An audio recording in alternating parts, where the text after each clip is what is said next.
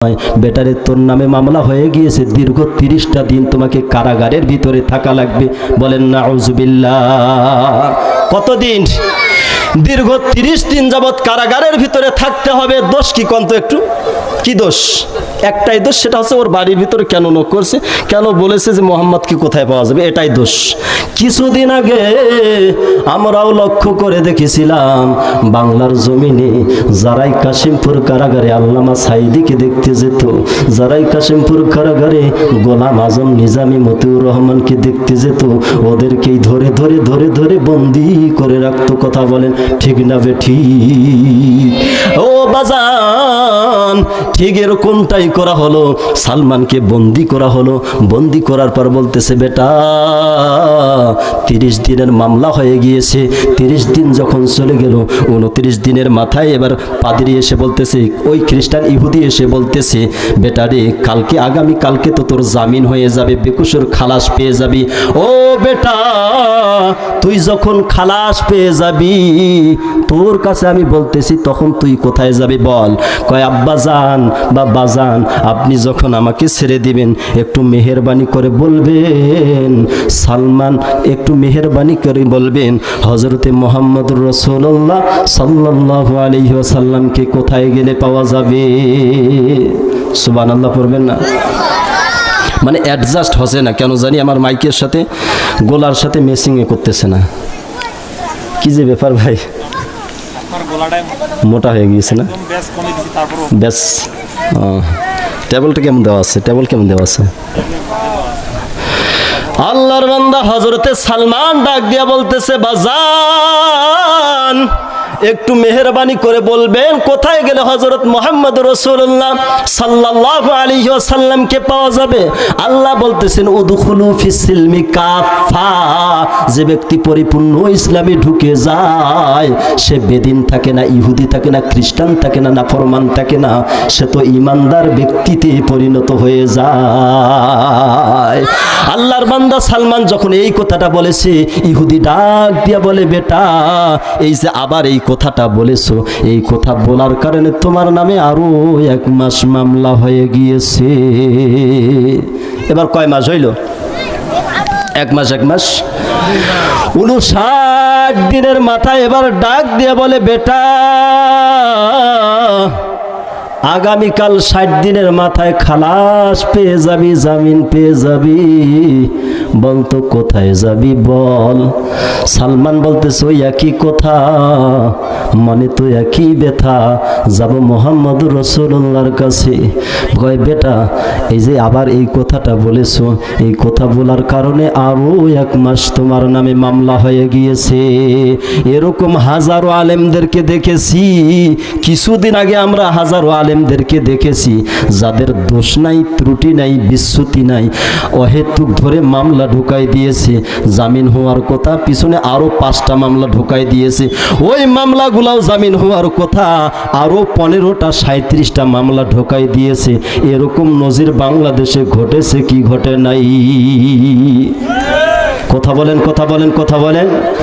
ও বাজান কি বলবো দুঃখের কথা, ঠিক যখন 89 দিনের মাথায় হযরতে সালমানকে আবার বলতেছে, বল কালকে কোথায় যাবি বল? সালমান বলতেছে, বাজান কালকে যখন আমাকে ছেড়ে দিবেন মেহেরবানি করে বলবেন কোথায় গেলে মোহাম্মদকে পাওয়া যাবে। কয় বেটা এই যে কথা বলেছো, এর জন্য তোমার আরো 1 মাসের মামলা হয়ে গিয়েছে। এতদিনে খানা দিত, পানি দিত, সব কিছুর ব্যবস্থা থাকতো, কিন্তু এই 90 দিনের মাথায় খানার ব্যবস্থা নাই, পানির ব্যবস্থা নাই, কোনো কিছু তাকে দেওয়া হয় না। নাউজুবিল্লাহ পড়েন। 91 দিনের মাথায় আল্লাহর বান্দা সালমান বলতেছে, একটা মানুষ আর কতদিন না খেয়ে থাকতে পারে বলেন? পিপাসিত অবস্থায় একেবারে গলা শুকিয়ে গিয়েছে। তো ঘরের জানালা ধরে কেউ বলতেছেন, কারাগারে রশি ধরে বলতেছেন, ইয়া আল্লাহ আমি যে এখানে দীর্ঘ 3 মাস যাবৎ কারাগাররত অবস্থায় আছি, আল্লাহ তোমার ধর্ম যদি ইসলাম সত্য হয়ে থাকে, ও মালিক দুনিয়ার এমন কেউ কি নাই, আমি যে এখানে বন্দী হয়ে আছি আমার এই খবরটা মুহাম্মদুর রাসূলুল্লাহ সাল্লাল্লাহু আলাইহি সাল্লাম পর্যন্ত পৌঁছে দেয়। সুবহানাল্লাহ বলবেন না? দুনিয়াতে এমন কেউ কি নাই, এই যে দীর্ঘ 3টা মাস যাবৎ এখানে বন্দী হয়ে আছি, এরকম হাজারো আলেম ওলামাও বাজান আল্লাহর কাছে বলতো, আল্লাহ আল্লাহ তুমি কি দেখো না এই যে হাজার হাজার আলেমকে ধরতেছে আর বন্দি করতেছে। আমি 2019 সালে আমি দিনাজপুর কাশিমপুর কারাগারের ওইখানে আমি চাকরি করতাম, ঢাকায় কাশিমপুর কারাগারের ওইখানে ছিলাম। তো ওইখানে দেখতাম যে কাশিমপুর কারাগারের পুলিশ তো চতুর্পাশে থাকে, ভিতরে তো ঢুকতে দিত না। তো সাইডে যারা গার্ড হিসাবে থাকতো ওদেরকে দেখতাম আর বলতাম যে ভাই, ওরা ভালো মন্দ জিজ্ঞাসা করতো আর কি। সবুজ কানন নামক জায়গার ভিতরে আমি ছিলাম। তো পুলিশদেরকে প্রায় সময় আমরা সাক্ষাৎ করতাম, দেখা করতাম। তো ওরা বলতো যে ভাই ওই যে বিল্ডিংটা দেখতেছেন ওখানে সাইদি সাহেব থাকে। সুবহানাল্লাহ, দেখার সৌভাগ্য হয়নি, দেখার কি সৌভাগ্য হয়নি। কিন্তু আমরা দূর থেকে লক্ষ্য করে দেখছি ও বিল্ডিংয়ের ভিতর যত লোককে আমরা দেখেছি সব টুপিওয়ালা দাড়িওয়ালা লোক। সুবহানাল্লাহ, আল্লাহর ওলিরা যেখানেই যাবে সেখানেই তো লোক পাবে। সুবহানাল্লাহ বলেন, যেখানেই যাবে সেখানেই লোক তৈরি হয়ে যাবে। সুবহানাল্লাহ। আল্লাহর বান্দা হযরতে সালমান ডাক দিয়া বলে, আল্লাহ দুনিয়ার এমন কেউ কি নাই যে আমার খবরটা মুহাম্মদুর রাসূলুল্লাহ পর্যন্ত পৌঁছাইয়া দেয়। হঠাৎ করে সালমান লক্ষ্য করে দেখতেছেন আল্লাহর এক বান্দা হাঁটি হাঁটি পা পা করে জানলার পাশ দিয়ে ধেয়ে ধেয়ে যাচ্ছেন। হযরতে সালমান লোকটাকে দেখে বলতেছেন, ভাই কে আপনি আমি জানি না, তবে আমার কথা একটু শুনে যান। হযরতে সালমান যখন লোকটাকে ডাকলেন সঙ্গে সঙ্গে লোকটা তার কাছে চলে আসলো। কি খবর ভাই, কি জন্য ডাকতেছেন বলেন? কয় ভাই আগে আপনার পরিচয় দেন। কয় আমার পরিচয় জানার তোমার দরকার নাই, তোমার কি সমস্যা বলো। কয় ভাই দীর্ঘ 3টা মাস যাবত এখানে আমি বন্দী হয়ে আছি, একটাই মাত্র দোষ, সেটা হচ্ছে আমি কেন ইসলামের কথা এই মানুষটার বাড়িতে বলেছি, কেন মোহাম্মদের কথা এই মানুষটার কাছে বলেছি, এটাই আমার দোষ। আর এর কারণে আমাকে দীর্ঘ 3 মাস যাবত আমাকে কারাগারের ভিতরে বন্দী করেছে। কারাগারের ভিতরে বন্দী করেছে তো ভালো কথা, আজকে 3টা দিন হয়ে গেল ওরা আমাকে খানার ব্যবস্থা দেয় না, পানির ব্যবস্থাও করে না। কলিজাটা বড় শুকে গিয়েছে ভাই। দুনিয়ার এমন কেউ কি নাই আমি যে এখানে বন্দী হয়ে আছি আমার খবরটা মুহাম্মদুর রাসূলুল্লাহ সাল্লাল্লাহু আলাইহি ওয়াসাল্লাম পর্যন্ত পৌঁছাইয়া দেয়। লোকটা ডাক দিয়ে বলতেছে, ভাই কোনো ভাবনার দরকার নাই, তোমার সামনে যে লোকটা বর্তমান দাঁড়িয়ে আছে দুনিয়ার আর কেউ নয়, আল্লাহর নবীর সাহাবী হযরতে আলী দাঁড়িয়ে আছে বর্তমানে। সুবহানাল্লাহ, আরেকবার পড়েন সুবহানাল্লাহ, আরেকবার পড়েন। এটা কে দাঁড়িয়ে আছে? হযরতে আলী রাদিয়াল্লাহু তাআলা আনহু দাঁড়িয়ে আছে।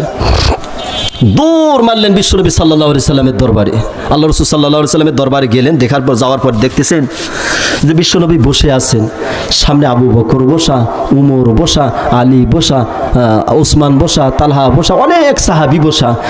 হযরত আলী চিন্তা করতেছেন, আল্লাহ সব সাহাবীরা বসা তা কোনো সমস্যা নাই, কিন্তু একটা ব্যতিক্রমী সাহাবী আছে, সেটার নাম হচ্ছে উমর। সেটার নাম কি? ফালা ওয়া রাব্বিকা লা ইউমিনুনা হাত্তা ইউহাক্কিমুকা ফিমা শাজারা বাইনাহুম। বিশ্বনবী বলেছেন হযরতে উমর এমন এক সাহাবী, আসাদুহুম ফি আমরিল্লাহি উমর, ইসলামের ব্যাপারে বিন্দু পরিমাণ ত্রুটি বিচ্যুতি তিনি সহ্য করতেন না। হযরতে উমরকে দেখার পর আলী চিন্তা করতেছে, আল্লাহ এই মুহূর্তে যদি আমি সালমানের কথাগুলা এতগুলা লোকের সামনে বলি, সব মানুষেরাই ঠিক থাকবে, কিন্তু হযরতে উমর ঠিক থাকবে না। একটু কালেমা পড়েন তো বাজান, একটু কালেমা পড়েন তো। লা ইলাহা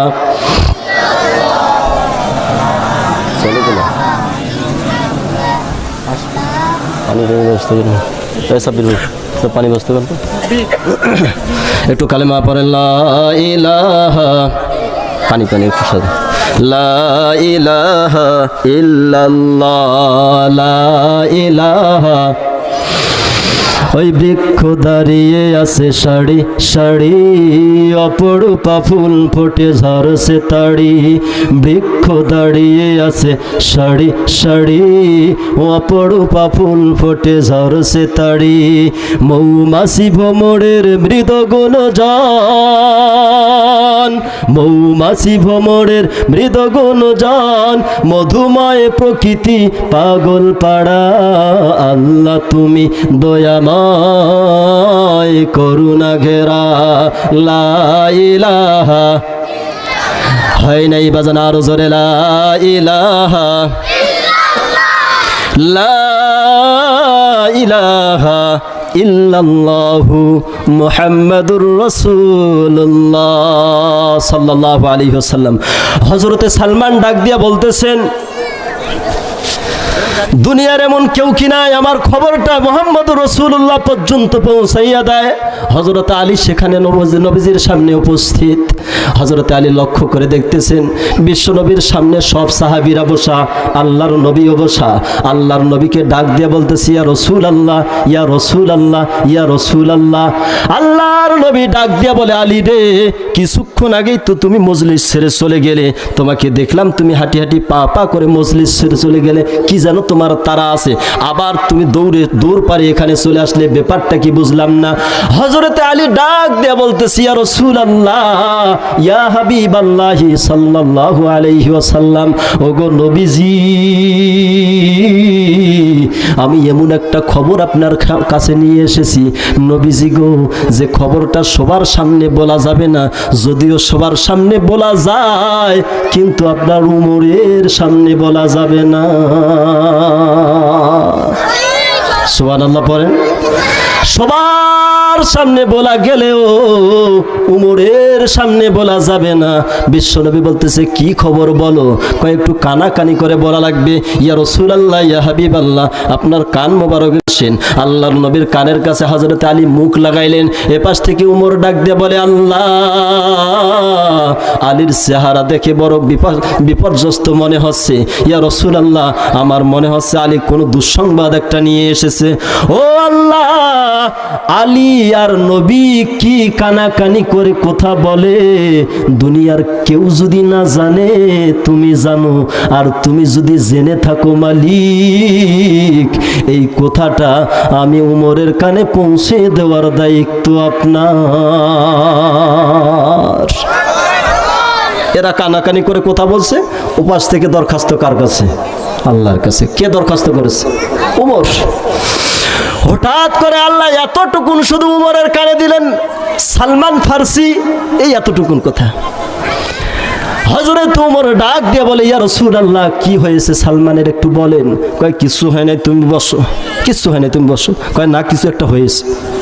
কয়, উমর, কোনো টেনশন করো না, কিছু হয় নাই, তুমি বসো। কয়, ইয়া রাসূলুল্লাহ, ইয়া হাবিবাল্লাহ, আলীর চেহারা দেখেই বোঝা যাচ্ছে কিছু একটা দুঃসংবাদ নিয়ে এসেছে। ওগো নবীজি, মেহেরবানি করে বলেন কি দুঃসংবাদ? কয়, হযরতে আলী এরকম একটা দুঃসংবাদ নিয়ে এসেছে, সালমান নাকি মক্কা থেকে সুদূর মদিনায় হিজরত করেছে, ঈমান আনবে বলে, ইসলাম গ্রহণ করবে বলে, আমার কাছে আসবে বলে, কিন্তু ইহুদি দীর্ঘ 3 মাস যাবত হযরতে সালমানকে বন্দী করে রেখেছে, মুক্তি দিবে দিবে করে 3টা মাস কাটিয়ে দিয়েছে, এখন পর্যন্ত মুক্তি দিচ্ছে না। মুক্তি দিচ্ছে না তো দিচ্ছে না, আজকে 3টা দিন হয়ে গেল, সালমানের খানা পানির ব্যবস্থা পর্যন্ত তারা করতেছে না, এক ফোঁটা পানিও সালমানকে দিচ্ছে না। সুবহানাল্লাহ পড়বেন না? হযরতে উমর বলতেছি, ইয়া রাসূলুল্লাহ, পারমিশন দেন, চলে যাই সালমানকে মুক্ত করতে। সুবহানাল্লাহ পড়েন। কই, উমর, তুমি অত দাপাদাপি করো না, তোমার বিষয়ে কোনো পারমিশন নাই, তুমি বসো। তাহলে সালমানকে মুক্ত করতে যাবে কে? কয়, যে খবর নিয়ে এসেছে সেই যাবে সালমানকে মুক্ত করতে। কয়, ইয়া রাসূলুল্লাহ, আসাদুল্লাহিল গালিব যদিও আলী, কিন্তু আমার মনে হয় এই কাজটা হযরতে আলীর দ্বারা সম্ভব নয়। এটা আমার কাজ, আমাকে পাঠান, দেখেন ধারাম করে যাবো আর নিয়ে আসবো, কোনো কথা নাই। কয়, উমর, তুমি বসো, হযরত আলী যাক, দেখা যাক কি হয়। সুবহানাল্লাহ পড়ে। হযরত আলী চলে গেলে ইহুদির বাড়িতে। ও ইহুদি বাবাজি, দীর্ঘদিন যাবৎ আপনি সালমানকে বন্দী করে রেখেছেন, মুক্তি দিবেন দিবেন করে আজও পর্যন্ত মুক্তি দিলেন না। দেন, বিশ্বনবী আমাকে পাঠিয়েছে সালমানকে মুক্ত করার জন্য, আমার হাতে সালমানকে দিয়ে দেন, আমি সালমানকে একটু নিয়ে যেতে চাই। কয়, ইহুদি ডাক দিয়ে বলে, আলী রে, তুমি কি এটা পাকা কোলা পাইছো নাকি নাকি মামু বাড়ির আবদার পাইছো নাকি, চাইলে আর দিয়ে দিলাম। না, তোমার হাতে দিব না, যাও তোমার হাতে আমি সালমানকে দিলাম না। আলী মাথাটা নিচু করে বিশ্ব নবীর দরবারে হাঁটি হাঁটি পা পা করে আসে। উমর বলতেছে, ইয়া রাসূলুল্লাহ, বলেছিলাম না এটা উমরের কাজ, আলীর কাজ না। আবার দাঁড়িয়ে গিয়েছে, ইয়া রাসূলুল্লাহ পারমিশন দেন, সালমানকে মুক্ত করে নিয়ে আসি। সুবহানাল্লাহ পড়েন, আরেকবার সুবহানাল্লাহ পড়েন বাজান। কয় উমর তুমি দাপাদাপি করো না, বসো। তাহলে কে যাবে? সালমানকে তো মুক্ত করতে হবে। এই মানুষটা না খেয়ে আছে, এক ফোঁটা পানি পর্যন্ত স্পর্শ টাচ করতে দিচ্ছে না। লোকটাকে তো মুক্ত করতে হবে, একটু রেহাই দিতে হবে। কে যাবে সালমানকে মুক্ত করতে? কয় আমার নম্রভদ্র খোলাফায়ে রাশেদার সবচেয়ে বড় খলিফা, খোলাফায়ে রাশেদার সম্মানিত ব্যক্তি আমার শ্বশুর বা আমার বন্ধু হযরতে আবু বকর যাবে সালমানকে মুক্ত করতে। সুবহানাল্লাহ পড়েন। হযরত ওমর ডাক দিয়ে বলতেছি, ইয়া রাসূলুল্লাহ, এটা নম্র ভদ্র লোক দিয়ে হবে না, এটা আমি উমরের কাজ, আমাকে পাঠালেই গেলাম আর নিয়ে আসলাম। সুবহানাল্লাহ। কয় না, তোমাকে পাঠাবো না। হযরতে আবু বকরকে পাঠানো হলো। আবু বকর ইহুদির বাড়িতে চলে গেল। ও ইহুদি বাবাজি,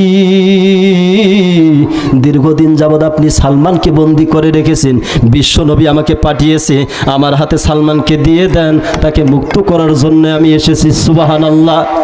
ইহুদি বলতেছে, এটা কি পাকা কলা? মামু বাড়ির আবদার নাকি চাইলে আর দিয়ে দিলাম? না, হবে না, সালমানকে দিব না। তাহলে কি করতে হবে? যাও তুমি ব্যাগ যাও, ফেরত যাও। হাঁটি হাঁটি পা পা করে আবু বকর মাথাটা নিচু করে বিশ্ব নবীর দরবারে আসতেছে, আর উমর মাথাটা উঁচু করে বলতেছে, নবীজি বলেছিলাম না এই কাজ আবু বকরের দ্বারা হবে না। কয়টা পর্যন্ত চালাবো? কত পর্যন্ত চালাবো? 10 মিনিট। 10 মিনিটে আধা ঘন্টা যান। সুবহানাল্লাহ পড়বেন না? সুবহানাল্লাহ পড়বেন না?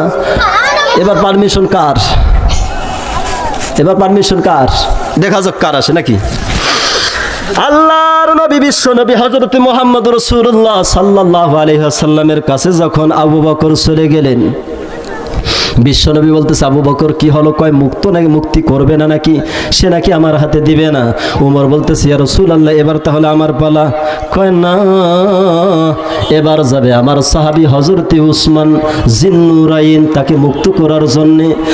হযরতে উমর সুন্দর করে, একেবারে সুন্দর করে বসে পড়লেন। সুবহানাল্লাহ বলেন। বিশ্বনবী তাকিয়ে দেখে হযরতে উমর একেবারে নরম সরম হয়ে সুন্দর করে বসে পড়লেন। আল্লাহর নবী ডাক দিয়ে বলে, উমর এত নম্র ভদ্র কেন হলে বলো? কয়, ইয়া রাসূলুল্লাহ সাল্লাল্লাহু আলাইহি ওয়াসাল্লাম, আলী গেছে, আবু বকর গেছে, ওসমান যাচ্ছে, এর পরের সিরিয়ালটা কার? সুবহানাল্লাহ পড়েন। এই নম্র হয়ে ভদ্র হয়ে বসে পড়লাম, ওসমান যদি ফেরত আসে, আমার বিশ্বাস ওসমানের পরে উমর মুক্তি করার জন্য যাবে। এই জন্য ঠান্ডা মেজাজে বসে পড়লাম আমি, নো টেনশন। চলে গেল ওসমান। ভাই যত টাকা লাগে নেন, সালমানকে মুক্ত করতে যত টাকা লাগে নেন। খেজুর বাগান চান তো খেজুর বাগান দিয়ে দিব, উটের দল যদি চান উটের দল দিয়ে দিব, বেড়া বকরি দুম্বার দল যদি চান দিয়ে দিব, কোনো সম্পত্তি যদি চান দিয়ে দিব। একটাই মাত্র আবদার, সালমানকে মুক্ত করতে হবে। ইহুদি ডাক দিয়ে বলে, ওসমান এটা লাভ হবে না, কোনো লাভ হবে না।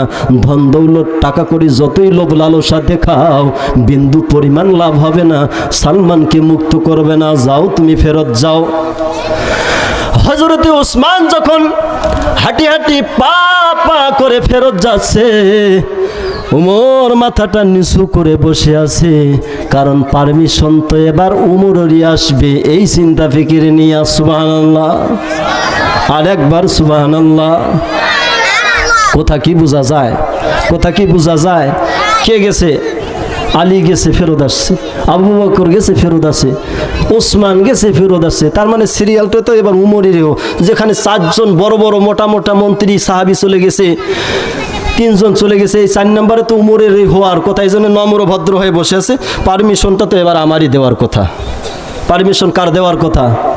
আমারই দেওয়ার কথা। একটু কালেমা পড়েন, লা ইলাহা লা ইলাহা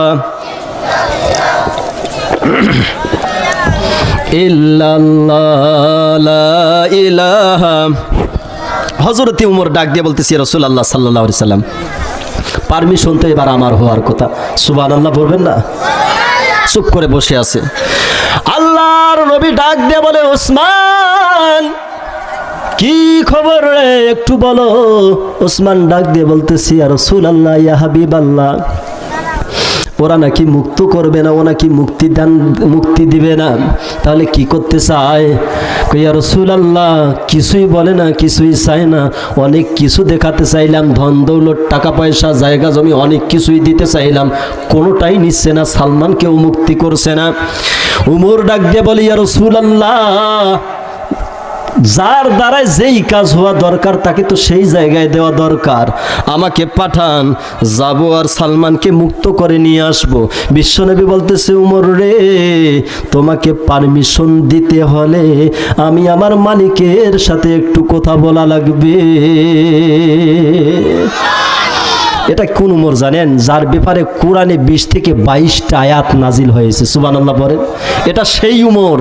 আল্লাহ রাসূল একটা সিদ্ধান্ত নিয়েছে, আর উমর আরেকটা সিদ্ধান্ত নিয়েছে, ইয়া রাসূলুল্লাহ, এই কাজটা করা যাবে না। বিশ্বনবী বলতেছে, না, এই কাজটা করতে হবে। আল্লাহ রাসূল বলছেন এই কাজটা করতে হবে। উমর বলতেছে, ইয়া রাসূলুল্লাহ, এই কাজটা করা যাবে না। উমরের সিদ্ধান্তের ব্যাপারে আল্লাহ কোরআনে আয়াত নাজিল করে দিয়েছে। সুবহানাল্লাহ বলেন। ফালা ওয়া রাব্বিকা লা ইউমিনুনা হাত্তা ইউহাক্কিমুকা ফীমা শাজারা বাইনাহুম সুম্মা লা ইয়াজিদু ফি আনফুসিহিম হারাজাম মিম্মা কাদাইতা ওয়া ইউসাল্লিমু তাসলিমা। এই আয়াতটাও কোরআনে উমরের সিদ্ধান্তের উপরে নাজিল হয়। এরকম একটা দুইটা আয়াত নয়, কোরআনে 20 থেকে 22টা আয়াত আল্লাহ উমরের সিদ্ধান্তের ব্যাপারে নাজিল করে দিয়েছেন। সুবহানাল্লাহ।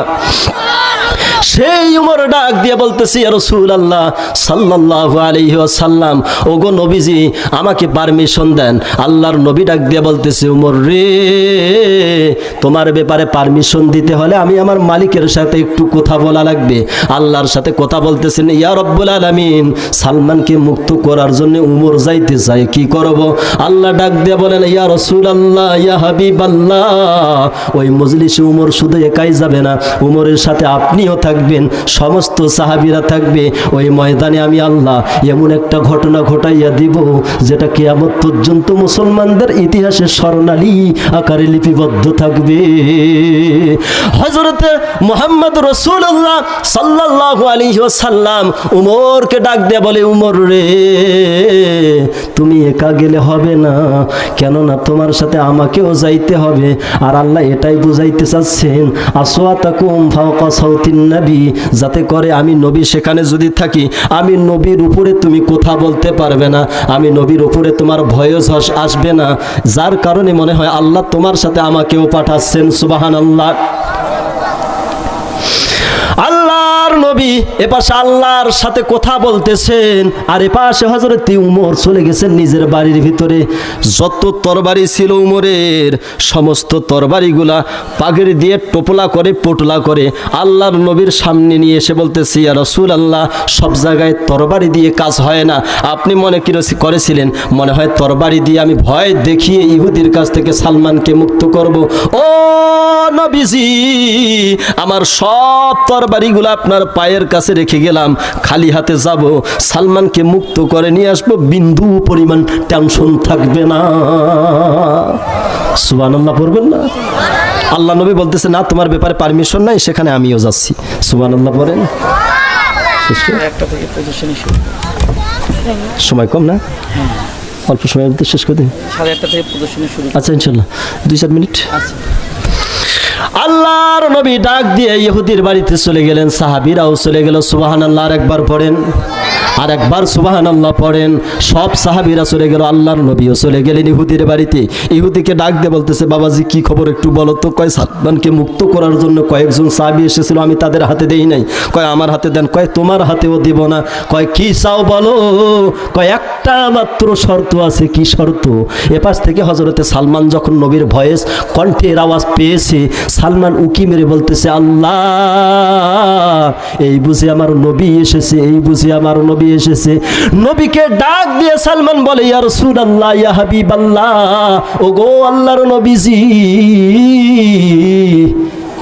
আপনারা কথা বলেন ভালো কথা, কিন্তু কলিজা আমার ফেটে যাচ্ছে তৃষ্ণায়। ওগো নবীজি, এই মুহূর্তে যদি এক ফোঁটা পানি আমি গিলতে না পারি, আমার মনে হয় আপনি সালমানকে খুঁজে পাবেন না। আল্লাহর নবী ডাক দিয়ে বলে, সাহাবী উমর, যাও এক গ্লাস পানি সালমানকে দিয়ে দাও। ইহুদি বলতেছে, বিন্দু পরিমাণ এক ফোঁটা পানিও ছুঁতে পারবে না। সালমানের ব্যাপারে কোনো পারমিশন নাই। কি করতে হবে বলো? কয় একটা মাত্র শর্ত আছে। এই যে মরুভূমির মাঠ দেখতেছেন, এই মরুভূমির মাঠে 1000 খাজুর বিচি বপন করতে হবে। খাজুর বীজ রোপণ করতে হবে। সেই বীজ থেকে গাছ হবে, সেই গাছে খাজুর হবে, সেই গাছের খাজুর পাকবে, খাজুর খাবো, তারপর সালমানকে মুক্ত করব। হযরতে ওমর ডাক দিয়ে বলতেছি, ইয়া রাসূলুল্লাহ, এর মনে হয় স্ক্রু সব ঢিলা হয়ে গিয়েছে, এ বুঝতেছে না কার সামনে কি কথা বলতেছে। ইয়া রাসূলুল্লাহ, পারমিশন দেন, এক জম্মের খেজুর খাওয়াই দিই। সুবহানাল্লাহ বলেন। এর মনে হয় সব স্ক্রু ঢিলা হয়ে গিয়েছে, বুঝতেছে না কার সামনে কি কথা বলতেছে। পারমিশন দেন, জম্মের খেজুর খাওয়াই দিই। সুবহানাল্লাহ। আল্লাহর নবী ডাক দিয়ে বলতেছে, উমর রাগ হলে হবে না, মাথাটা নিচু করো, কথা বলো না, আমি রসুল কি করতেছি তাই শোনো। সালমান বলতেছি, ইয়া রাসূলুল্লাহ, ইসলাম কি ধর্ম, আসল ধর্ম? কয় হ্যাঁ আসল ধর্ম। আপনি কি আসল নবী নাকি নকল নবী? কয় আমি আসল নবী। কয় ইসলাম কি আসল ধর্ম? কয় আসল ধর্ম। কোরআন কি আসল বাণী? কয় আসল বাণী। যদি সবগুলাই আসল হয়ে যায়, আমার মালিক তো উপর থেকে আমাকে দেখতেছে, আমার মালিক কি পারে না মানুষ ছাড়া আমাকে একটু পানি পান করাইতে? আল্লাহর নবী আল্লাহকে ডাক দিয়ে বলতেছে, আল্লাহ মানুষ ছাড়া পানি পান করতে চায়, সালমান একটু বুঝে দাও। আল্লাহ ডাক দিয়ে বলে, ইয়া রাসূলুল্লাহ, ইয়া হাবিবাল্লাহ, সালমানকে 2টা আঙ্গুল মুখের ভিতরে দিতে বলো, শাহাদাত আঙ্গুল আর মধ্যমা আঙ্গুল মুখের ভিতরে দিতে বলো। আল্লাহর নবী হযরতে সালমানকে বললেন, তোমার 2টা আঙ্গুল মুখের ভিতরে দিয়ে দাও। সালমান 2টা আঙ্গুল মুখের ভিতরে দিয়ে দিল। আল্লাহর নবী তাকিয়ে দেখে কিছুক্ষণের ভিতরেই সালমানের মুখটা একটু টকবকে চেহারা হয়ে গেল। আল্লাহর নবী ডাক দিয়ে বলে, সালমান কি পেলে বলো। ইয়া রাসূলুল্লাহ, ইয়া হাবিবাল্লাহ, আমার এক আঙ্গুলের মাথা দিয়ে জান্নাতি শরাব আর এক আঙ্গুলের মাথা দিয়ে সুমিষ্ট পানি আমি পান করলাম। আল্লাহ পারে কি পারে না? আল্লাহ মানুষ ছাড়া খাওয়াইতে পারে কি পারে না? আল্লাহ সব কিছু দেখতেছে। ওরা আয়না ঘর সাজাইছে, আর সে আয়না ঘর ওরা কার জন্য সাজাইলো, কে ঢুকতেছে এখন দেখেন, বুঝেন ঠেলা। আল্লাহর নবী ডাক দিয়া বলতেছে, সালমান চিন্তা করো না, তোমার ব্যাপারে আমার আল্লাহর সিদ্ধান্ত আছে। ইহুদি যখন বলছে 1000 খেজুর বিচি এই মরুভূমির মাঠে লাগাইতে হবে, খেজুর বিচি থেকে খেজুর গাছ হবে, খাজুর ধরবে, খাজুর পাকবে, খাজুর খাবো, তারপর সালমানকে মুক্ত করব। আল্লাহর নবী 2 জন সাহাবীকে পাঠিয়ে দিলেন। ওসমানকে বললেন, ওসমান যাও। আবু বকরকে বললেন, আবু বকর যাও, বাড়ির ভিতরে দেখো তো কোনো খেজুর বিচি পাওয়া যায় কিনা। তারা দৌড় মারলো বাড়ির দিকে, গুনে গুনে 1000 খেজুর বিচি নিয়ে আসলো। আল্লাহর নবী মরুভূমির মাঠে 10টা দাগ টানলেন। কয়টা দাগ জোরে বলেন? 10টা দাগ টানলেন। এক একটা দাগের ভিতরে বা এক একটা শাড়ির ভিতরে 100টা করে বিচি লাগাবে। তার মানে কয়টা হবে বলেন? 1000। 10টা দাগ টানলেন। বিশ্বনবী সাল্লাল্লাহু আলাইহি ওয়াসাল্লাম খোরা রৌদ্রের ভিতরে খেজুর বিচি লাগাইতেছেন মরুভূমির মাঠে। সব সাহাবীরা বসে আছে। আল্লাহর শর্ত হলো একাই লাগাতে হবে। কাকে? নবীজিকে একাই লাগাতে হবে। আল্লাহর শর্ত হলো একাই লাগাতে হবে। আল্লাহর নবী একাই খেজুরের বিচিগুলা একটা একটা একটা একটা করে মরুভূমির মাঠে লাগায়। সুবহানাল্লাহ পড়েন। সব সাহাবীরা বসে আছে। উমর ডাক দিয়া বলে, ইয়া রাসূলুল্লাহ, আমরা কি গাধা মার্কা সাহাবী নাকি? আমাদের সামনে বিশ্বনবী কাজ করবে, জান্নাতি চেহারা থেকে ঘামগুলো টকবক করে জমিন বেয়ে পড়বে, আর আমরা চাতক পাখির ন্যায় দেখে থাকবো? এটা তো হতে পারে না। ওগো নবীজি, আপনার আল্লাহকে একটু বলেন না, কারোর পক্ষেও যদি পারমিশন না দেয়, আমি উমরের ব্যাপারে যেন একটু পারমিশন দিয়ে দেয়। মানে আপনি আর আমি লাগাবো, আর কেউ যেন পারমিশন না পায়। সুবহানাল্লাহ পড়েন। সঙ্গে সঙ্গে পারমিশন হয়ে গেল। আল্লাহ রাব্বুল আলামিন বললেন যে সব ঠিক আছে, লাগাইতে পারবে, তবে কথা হচ্ছে উমর চোখ বন্ধ করে লাগাতে হবে। চোখ কথা কি বোঝা যায় না? কি করে লাগাইতে হবে? চোখ বন্ধ করে লাগাইতে, শর্ত এইটাই, আর অন্য কিছু শর্ত না। ঠিক আছে, শর্ত মেনে নিলাম। সুবহানাল্লাহ বলেন, সুবহানাল্লাহ আরেকবার বলেন। শর্ত মেনে নিলাম। আল্লাহ রাসূল সাল্লাল্লাহু আলাইহি সাল্লাম উমর দুজনে খাজুর বিচি লাগাচ্ছেন, একটা একটা করে লাগাচ্ছেন। খেজুর বিচি লাগানো শেষ হয়ে গেল। হযরতে উমর মাঝখানে একটু হিকমত খাটালেন, একটু টেকনিক খাটালেন। আল্লাহকে বলতেছেন, আল্লাহ আপনার শর্ত হলো খেজুরের বিচি লাগাতে পারবো, চোখ বন্ধ করে লাগাতে হবে। ও মালিক, সব বিচি লাগাইলাম চোখ বন্ধ করে, কিন্তু একটা বিচি আমি উমর চোখ খুলে লাগাইলাম।